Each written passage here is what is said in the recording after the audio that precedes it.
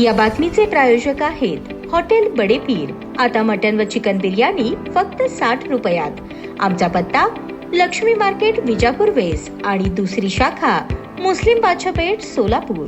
सोलापूर शहरातून एक अत्यंत धक्कादायक आणि दुःखद बातमी येत आहे। मध्यरात्रीच्या वेळी झालेल्या भीषण अपघातात 3 तरुण मित्रांचा जागीच मृत्यू झालाय। ही घटना 16 फेब्रुवारी 2026 रोजी पहाटे 4च्या सुमारास घडली। Rupa Bhavani मंदिराजवळील Siddheshwar women's polytechnic college समोरून बर्गमन स्कूटर क्रमांक MH13ER0627 वरून 3 मित्र जात असताना अज्ञात वाहनाने त्यांना मागून जोरदार धडक दिली। अपघात इतका भीषण होता की तीनही युवक जागेवरच पडले आणि त्यांची दुचाकी काही अंतरावर फेकली गेली। नागेश प्रकाश गवंडी वय 27 राहणार रविवार पेठ, रोहन अशोक कोरे वय 23 राहणार श्रीफळ नगर भवानीपेठ, बसवराज सुनील चंदशेट्टी वय 25 राहणार शेळगी सोलापूर असे मयत 3 मित्रांची नावे आहेत। घटनेची माहिती मिळताच जोडगावी पेठ पोलीस ठाण्याचे पोलीस घटनास्थळी दाखल झाले। तिघांना तातडीने श्री छत्रपती शिवाजी महाराज सर्वोपचार रुग्णालयात दाखल करण्यात आले, मात्र उपचारापूर्वीच तिघांचाही मृत्यू झाल्याचे डॉक्टरांनी घोषित केले। नागेश गवंडी टोल नाक्यावर नोकरी करत होते। त्यांच्या पश्चात आई बहीण एक भाऊ आहे। रोहन कोरे फायनान्स क्षेत्रात काम करत होते। त्यांच्या पश्चात आई वडील भाऊ आणि एक विवाहित बहीण आहे। बसवराज चंदशेट्टी पुण्यातील बजाज फायनान्स मध्ये कार्यरत होते। त्यांच्या पश्चात आई वडील आणि एक भाऊ आहे। या दुर्दैवी अपघातामुळे तीनही कुटुंबावर दुःखाचा डोंगर कोसळला आहे। नातेवाईक आणि मित्रांनी सिव्हिल हॉस्पिटलमध्ये मोठी गर्दी केली होती। कविता गवंडी आहे। ऍक्सिडेंट झालेला माझा भाऊ आहे लहान, वडील पण नाही, 4 महिन्यापूर्वी गेले। तर माझा भाऊचा आमचा सगळा सर्वोपरी होता। पहाटे 5 वाजता, रात्री 11 वाजता 11:30 वाजता मी त्याला बोलले होते।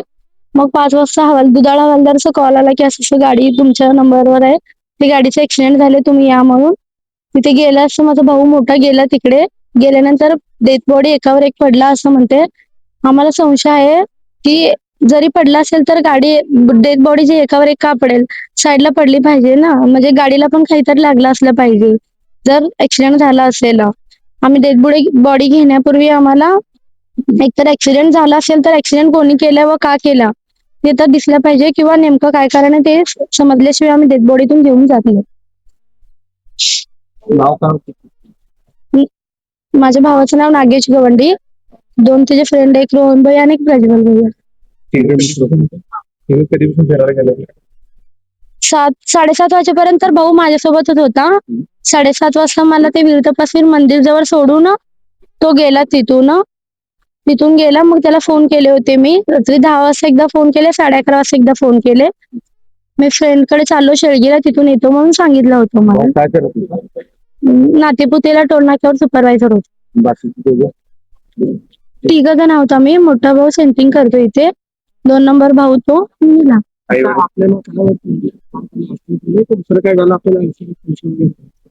डेथ बॉडी एकावर एक पडले म्हणजे आम्हाला थोडं डाऊट यायला लागलाय, ते समजावं मला, किंवा ऍक्सिडेंट असेल तर कोण आरोपी आहे किंवा कोण ऍक्सिडेंट केलाय हे तरी आम्हाला समजलं पाहिजे।